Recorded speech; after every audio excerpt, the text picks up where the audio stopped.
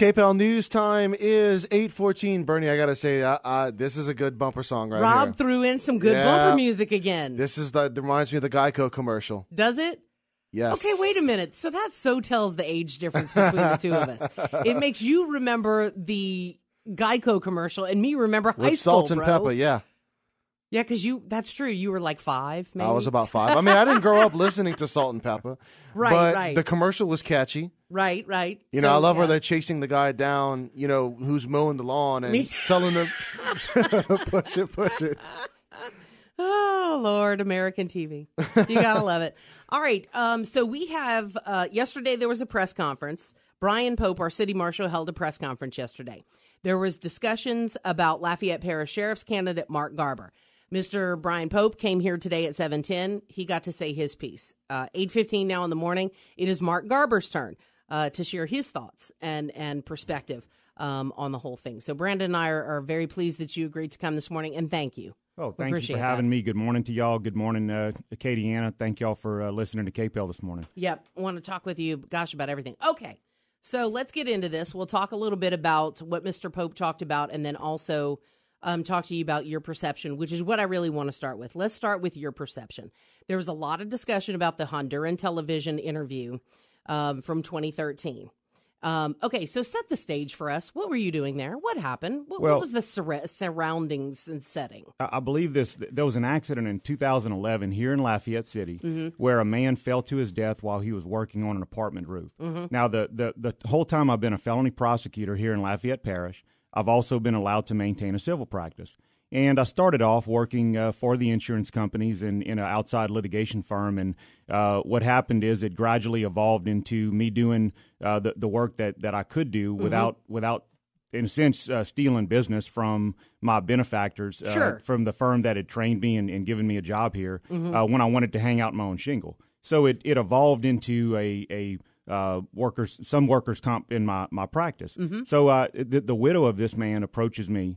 And they're married here in Louisiana, if I recall correctly, and says, look, my husband was killed. He fell off a roof, and I need you to represent me to see whatever's due to his children. He has 4 daughters in Honduras.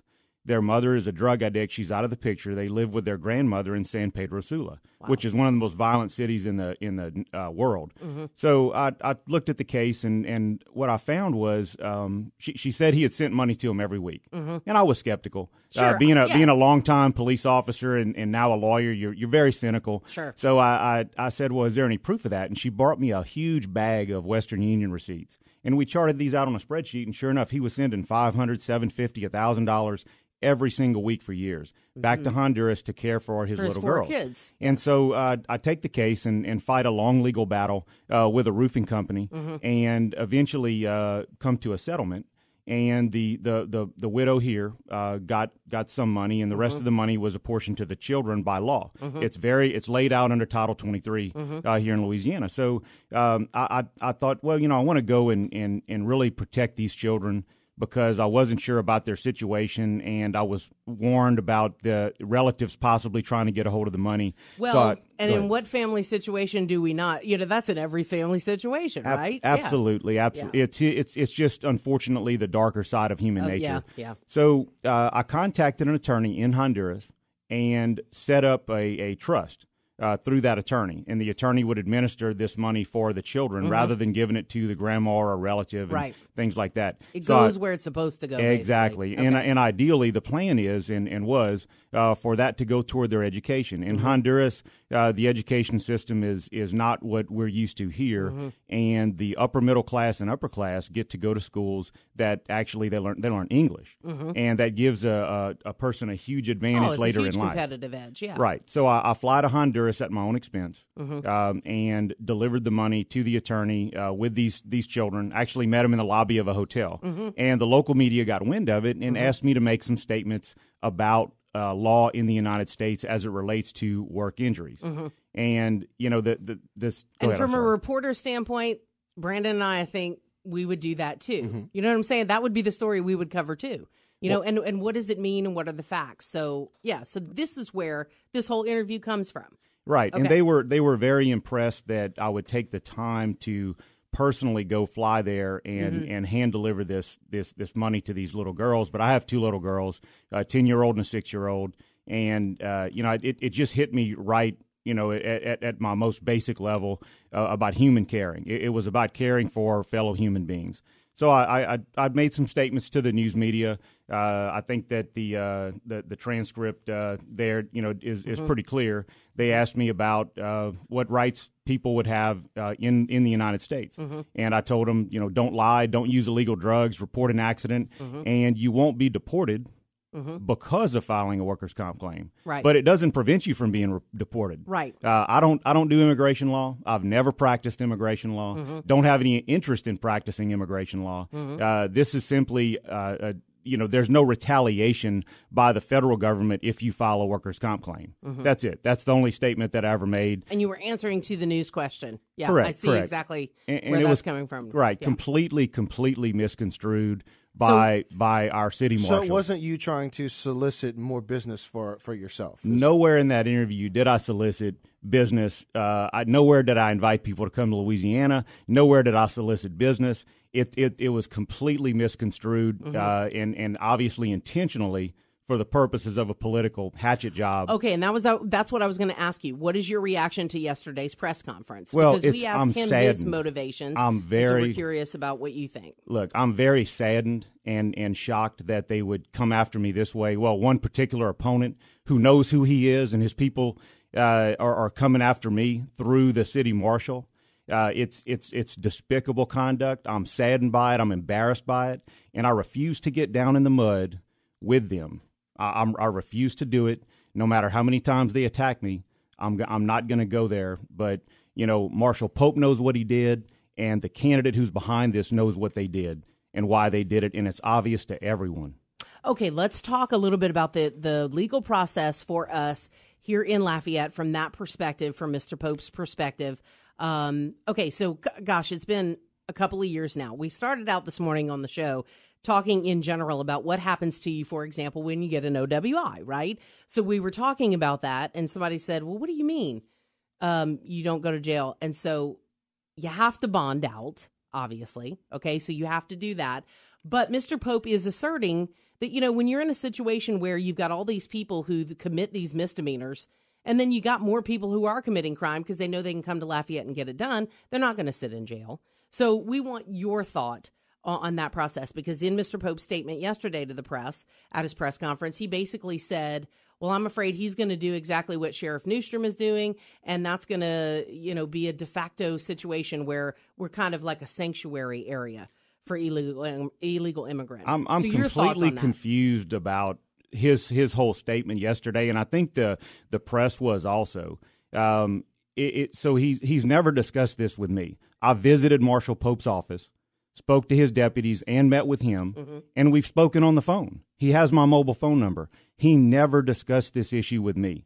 And along the same lines, as pointed out by the Director of Corrections, he's been invited personally to go and discuss this with the sheriff's office, and he never discussed it with them.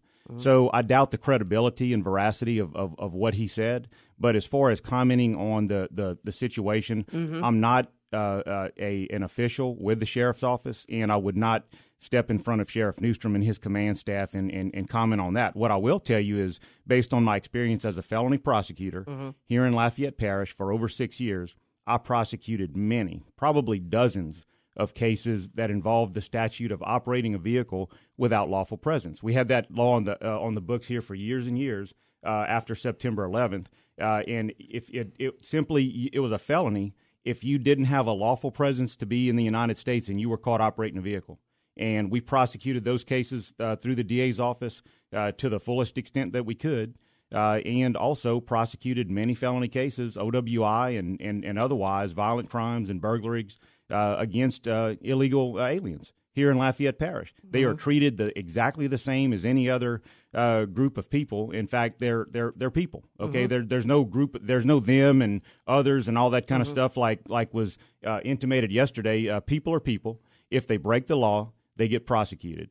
And I'm confused as to what the marshal's talking about this huge problem. Does it involve all misdemeanors, or is he talking about the misdemeanors involving, as he put it, the others? I don't know. So I do want to get you to address, because you just touched on the fact of you being a prosecutor for 6 years here in Lafayette Parish. So I want to get you to touch on that, because one of the criticisms that's come against you is that all these other candidates have experience within the local law enforcement offices during their time here recently. Now, you mentioned you were a police officer that was in the city of Arlington. So why do you feel your position as a prosecutor puts you in a better position than these other candidates that are going up against you? Well, I think it's fair to say that the prosecutor, being a felony prosecutor, you're at the top of the law enforcement pyramid. On my duty day on Wednesdays, I was on standby to give advice to police officers who were on a search warrant scene. They would call in and ask, can we do this? Can we do that? How do we do this or that? Because as attorneys, especially as a prosecutor, you have to know the code of evidence. You have to know how to get evidence admitted into a court of law here in the 15th JDC. My experience as a prosecutor is relevant to this race in two main ways. Number one, I know the entire parish, not just the city of Youngsville, Scott, Broussard, or Lafayette. I have sat for years and done my own case intake, seen the raw investigative product from every one of these agencies. I know many, many officers by name, and I know what kind of report I'm going to read, even though I've never met the actual officer. Mm-hmm. So I know where the hot spots are in the parish. I know what it takes to prove a case in this parish beyond a reasonable doubt with admissible evidence in a court of law. That is the advantage that's going to make better cases for better prosecution under my management of the sheriff's office. So I want to ask you a similar question to what I asked Lafayette City Marshal Brian Pope. You read my mind. Because that was the best question I thought of the whole segment, and it will be with this one too, because it's an excellent point. If you're elected as the next Lafayette Parish Sheriff, how do you work with Lafayette City Marshal Pope? Is this going to be a thing where two departments are at odds, or is there an olive branch that has to be extended from either you or from Brian Pope to make the two offices work together? Oh, I certainly don't feel like there's going to be any problem working with the marshal's office. They serve process for city court. They execute misdemeanor warrants for city court. And I, welcome the chance to address any issues that Marshal Pope's administration has with the sheriff's office. I hope that he'll take us up on coming over and actually getting involved in the operations of the sheriff's office, like he's been invited to repeatedly by Director of Corrections Reardon. And getting back to my experience, I think it's often overlooked by the supporters of one particular opponent that I started off with Sheriff Ken Goss in Acadia Parish. I had lunch with Sheriff Goss yesterday, as a matter of fact, and I'd like to say good morning to him if he's listening this morning. He better be. And then went on to serve briefly as a game warden here in Louisiana, and then took the job in Arlington, Texas. So it's I've been painted as being a carpetbagger from out of town, and it's been overlooked that my grandfather was a dairy farmer here in Lafayette. He grew up in Broussard. He had a dairy farm right here on Johnson Street on the Abbeville Highway, just south of the mall. So it's, my father and his brothers went to Judy's High School before Acadiana High was built. I am of this community. I'm here to serve this community, and I'm bringing in this outside experience from the federal government, from this other police department, and my experience as a prosecutor to serve as the next sheriff and carry things forward and keep progressing in the professional realm of law enforcement. Okay, want to let everybody know, too, that all four of the sheriff's candidates will be back the week of the primary. They're each going to get their own individual time in the 7 o'clock hour. Now, obviously, we will do news. We will have some of our features, etc. But what we shall do on the week of the 19th, starting with Monday, October the 19th in the 7 o'clock hour, Scott Police Chief Chad Leger will join us. On Tuesday, the 20th at 7 o'clock, Lafayette Sheriff's candidate Rick Shagwell will join us. When we turn to Wednesday on the 21st, John Rogers of the Lafayette Sheriff's Office joins us, and then we will see Mr. Garber again in the studio on Thursday, October the 22nd. So at that point, we'll have as much time as possible within the hour to talk to all of the candidates about a variety of different issues and try to get into all of the different realms of, their personal life, what they're really seeking with the position, why they really want to do it. We'll talk about history. Is it history, ancient history? What is it? So we'll try to get into all of the topics with the candidates as we move forward with that. Mr. Garber, I want to thank you for your time this morning and responding to the request to come in and give your side of this situation. We certainly do appreciate it because we knew people would be talking about it, and we want to give both approaches, both sides. People can listen to it all, which they can get on the website later too as well, and then they can make up their minds. Well, it sounds like, thank you for the opportunity, and this is something we need to move on from and focus on a real issue. So thank you for the opportunity. You're welcome. Coming up now on 829.